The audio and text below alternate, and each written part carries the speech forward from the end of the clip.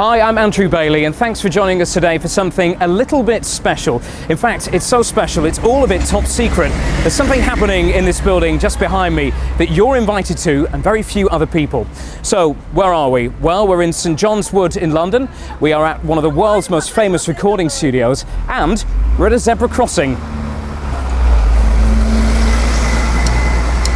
It's Abbey Road.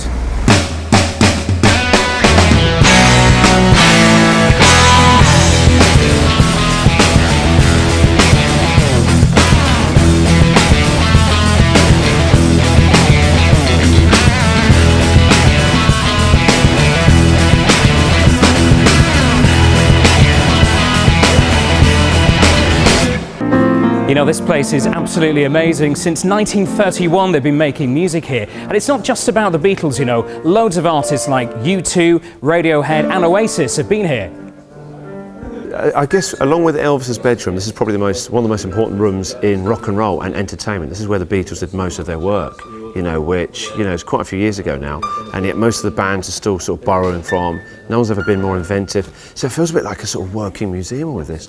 I've never really been here before. It's got a really incredible atmosphere, and all the original recording equipment, if you look around, it's fantastic. It's still working, and it sounds so much richer as well. So to be here, right on the floor where so many albums that we love are still playing now, yes, it's like an honour to be here. Well, I think most commercial radio stations, you know what it's like, the jingles sound, some of them sound really good, but most of them sound really crap, to be honest. So I think, you know, if we are going to be true to our word and be about proper music and real music, then our production and our jingles should be, you know, try and aim to be, of course we can't make it quite as good as the Beatles, but we can at least try and be in the same room that they were in, maybe get some of their magic, so that hopefully, you know, the bits in between the songs sound a bit better than they could do right now. And often on especially commercial radio, I think it's particularly bad. It jars a lot, you know, because you can play all this great music and then the bits in between, all these sort of whiz bangs and sort of computers-generated sound effects. It sounds quite screechy and metallic, and it just sort of irritates, you know. Whereas I think, you know, what we're trying to do is make something that's a bit real and, you know, as interesting, as varied as the music. Fun little microphones here, they're amazing, aren't they? You also wonder how many, like, you know, isn't it, if these walls could talk, how many these stairs you've got here, this massive long sort of stairway, how many tantrums, you know, people. That's just from you. Just me, just now, and mainly Geoff, to be honest, as well. He can be a bit difficult. You know, how many, and then we just saw this little room off the back there, which we weren't even meant to be in, where they used to do a lot of the echo sound effects and reverb. Whereas now that's all done by sort of studio trickery, which they didn't have that moment then. You also, I think it makes you appreciate, like, I really want to play some Beatles stuff tomorrow now, because you'll realise then how hard they must have worked to get all the different tracks. You know, it must have taken days of painstaking sort of detail over it. So, having said that, the stuff we probably do here now for the station will probably sound shit. But look, at least we're prepared to try, okay? It's just so exciting, you know, every square metre just reeks of history. You can smell it. You walk down the steps and, you know, you go from being in quite a sleek modern control room, which of course it has to be because it's a working studio, and then you come down here and you don't feel like you're working into a museum. It's definitely a working space, but it's you know, you're just very aware that you're standing on the shoulders of what's gone before you, you know. Having lived with the Beatles like I have for so long, just this room, probably more than any, is just so intrinsically linked with the Beatles. Thinking of them, you know, first coming down from Liverpool before Ringo was in the band and doing their audition for George Martin in here, to them coming down and recording the first album in this room, which they did in one day, to just the journey that followed, the journeys in sound, and going from being a jangly pop group to being just this incredibly inventive band. And I don't know, like 90% of those records were made in this room.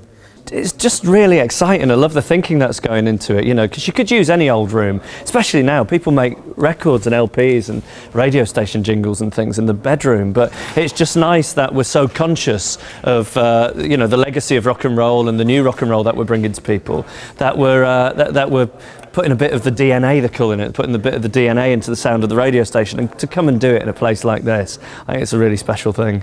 I'm such a bad player, I can rarely get through a whole song, but I do like to muck about. So I imagine I'll be striding in here when the musicians are playing. So hold up a minute, I've got a better idea.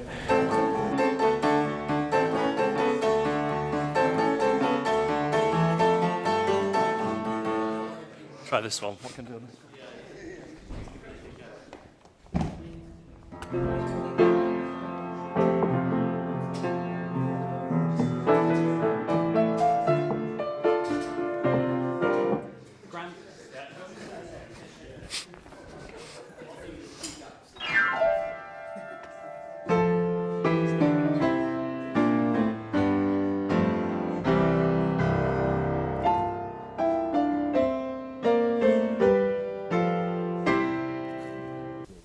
So the reason we're all here then is to help the radio station create its sonic identity.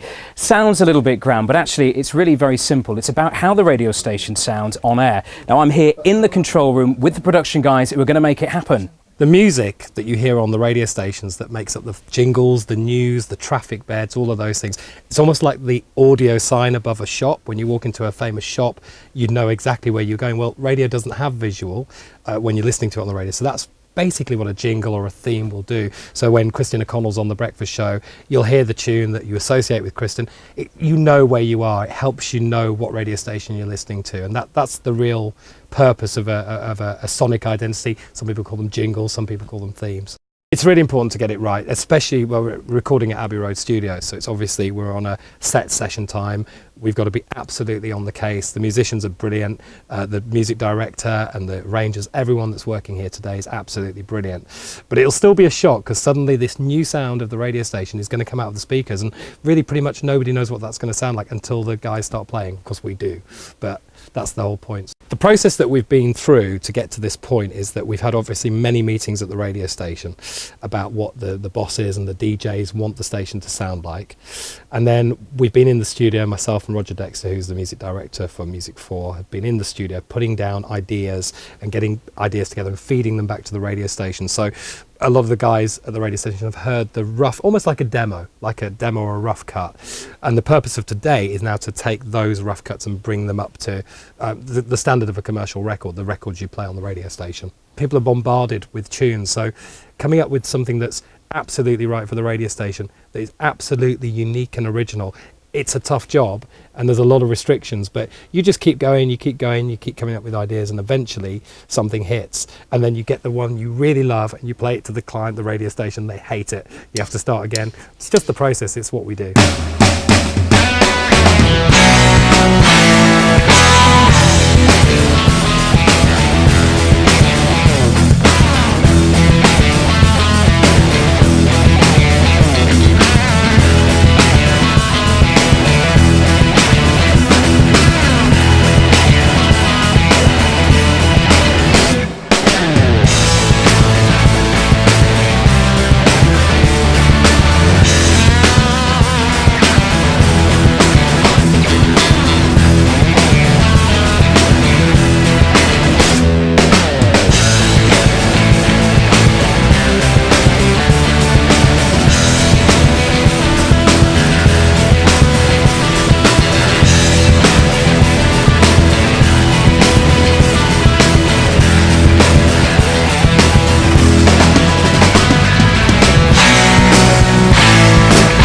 That was absolutely amazing. Geoff was like a kid in a sweet shop, wasn't he? All those musical treats, he didn't quite know what to do with himself. But you know, there's so much musical history in this building that I can't think of a better place to create the future fabric of this brand and the sound of the radio station.